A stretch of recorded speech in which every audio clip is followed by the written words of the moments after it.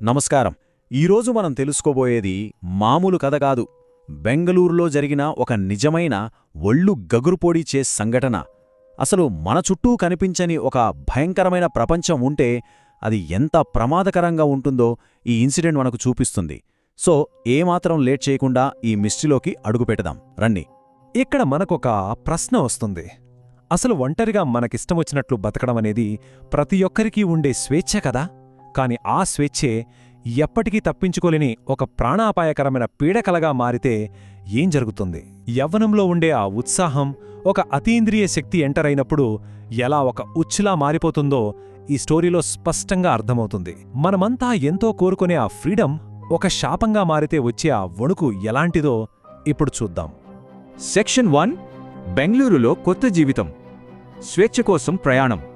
అర్పిత అనే అబ్బాయి తన ఊరు సోనిపట్ నుంచి డిగ్రీ చదువుకోవడానికి బెంగళూరొచ్చాడు. తన కొత్త లైఫ్ని ఆస్వాదించాలని కాలేజ్ స్టార్ట్ అవడానికి కరెక్ట్గా ఒక నెల ముందే ఇక్కడికొచ్చేశాడు. ఇక్కడొక ఇంట్రెస్టింగ్ పాయింట్ ఏంటంటే నెంబర్ 7.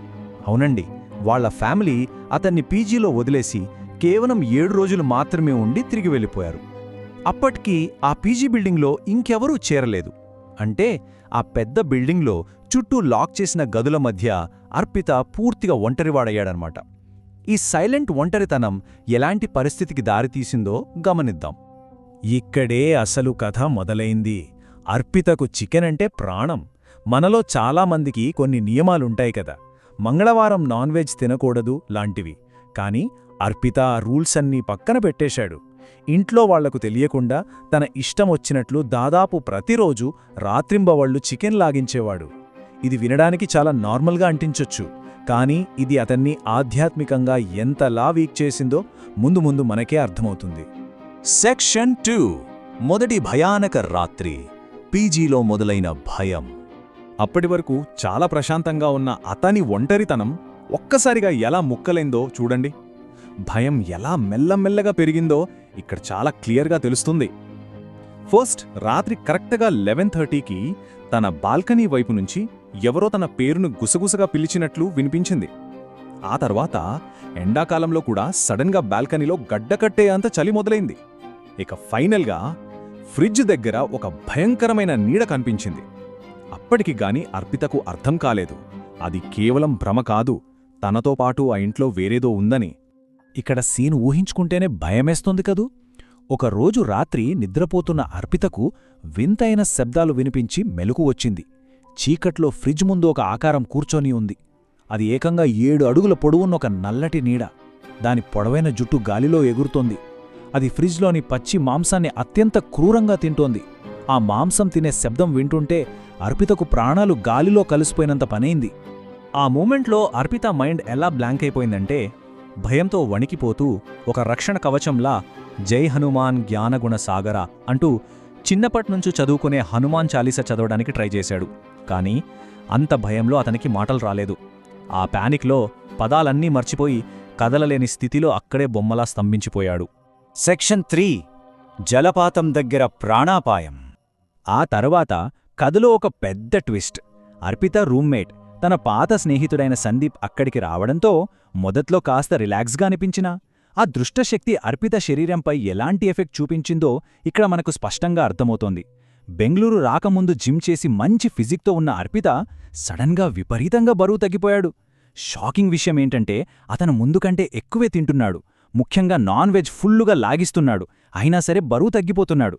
అతనిలో ఉన్న ఎనర్జీని ఏదో పీల్చేస్తోందని ఇక్కడ చాలా క్లియర్గా తెలుస్తోంది కదా. అసలు టెన్షన్ ఎలా పెరుగుతుందో ఇక్కడ గమనిద్దాం. ఒకరోజు రాత్రి ఇద్దరూ కలిసి ఎవ్వరికీ పెద్దగా తెలియని ఒక జలపాతాన్ని వెతుక్కుంటూ బైక్ మీద బయలుదేరారు. రాత్రి కరెక్ట్గా 3 గంటల టైంలో ఒక వింతైన ఊరి బార్డర్ దాటారు. గూగుల్ మ్యాప్స్ లేకపోయినా సరే అర్పిత ఖచ్చితమైన దారి చూపిస్తున్నాడు. అది కూడా తను ఎప్పుడూ వెళ్ళని దారిలో. పైగా అక్కడ ఏమీ లేకపోయినా ఒక గుడిసెను చూసి అందులో ఆ రాత్రికి స్టే చేద్దామని భ్రమపడటం స్టార్ట్ చేశాడు. ఆ రాత్రి అర్పిత ప్రవర్తన అస్సలు నార్మల్గా లేదు. తను ఏదో వింతైన ట్రాన్స్లోకి వెళ్ళిపోయినట్లున్నాడు.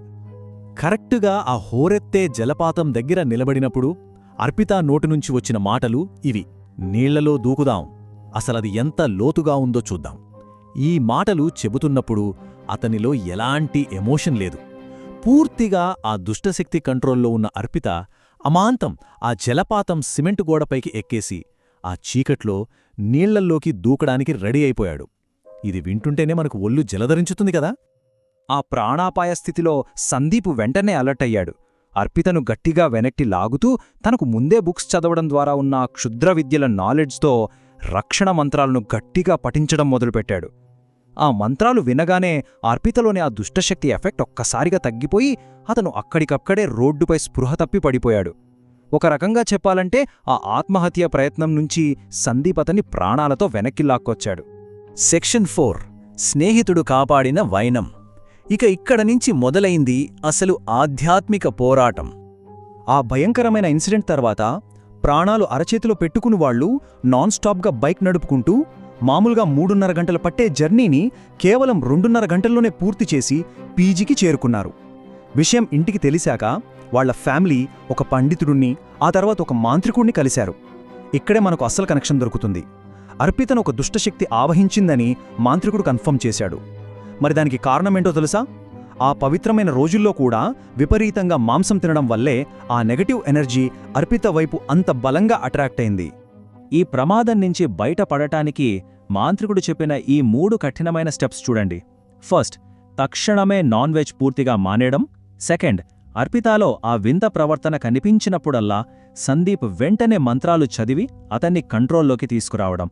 ఇక థర్డ్ స్టెప్, ఇది చాలా కష్టం. రోజూ తెల్లవారుజామున 4:30 గంటలకు సందీప్ ఒక కొబ్బరికాయను కోసి దాన్ని తీసుకెళ్లి నీటి దగ్గర వదిలిరావడం. ఇదంతా అర్పిత చుట్టూ ఉన్న నెగటివ్ ఆరాను క్లీన్ చేయడానికి వాళ్లు చేసిన ఒక పెద్ద ప్రాసెస్. ఇక్కడ మనం మెచ్చుకోవాల్సిన విషయం ఒకటుంది.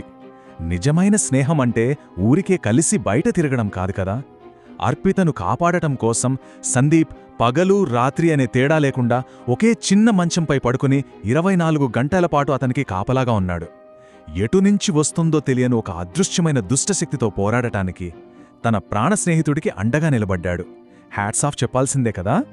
సెక్షన్ 5 ఎప్పటికీ తెలియని రహస్యం, మిగిలిపోయిన నిజం. ఫైనల్గా సందీప్ హెల్ప్తో ఆ కఠినమైన నియమాలతో అర్పిత పూర్తిగా కోలుకున్నాడు.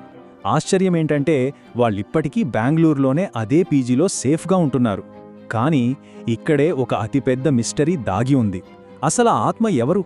అర్పితను ఎందుకంత దారుణంగా బలి తీసుకోవాలనుకుంది? మాంత్రికుడు ద్వారా ఆ భయంకరమైన నిజం తెలుసుకున్న సందీప్ వాళ్ల ఫ్యామిలీ 100 సార్లు అడిగినా ఆ రహస్యాన్ని అర్పితకు ఇప్పటికీ ఎందుకు చెప్పడం లేదు?